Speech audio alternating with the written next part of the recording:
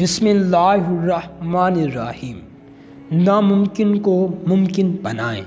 سورۃ فاتحہ اور سورۃ اخلاص کا وظیفہ اپنے مسائل کا تصور کر کے پڑھو۔ اس عمل سے اللہ پاک نے ایسے مسائل حل کیے ہیں کہ غمان سے بلا تر ہیں۔ اللہ کے نام کو لے کر تو دیکھو۔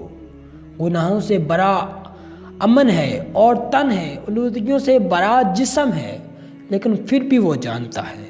یہ دل سے نہیں پڑھ رہا، اس دنیا کی خاطر پڑھ رہا ہے، اپنے مسئلے کے لیے پڑھ رہا ہے، اپنے مقصد کے لیے پڑھ رہا ہے، اپنی کسی الجھن کے لیے پڑھ رہا ہے۔ میرے لیے نہیں پڑھ رہا، یہ میرے لیے نہیں پڑھ رہا، پھر بھی اپنا نام اتنا اچھا لگا کر کہتا ہے کہ اچھا جا لے لے۔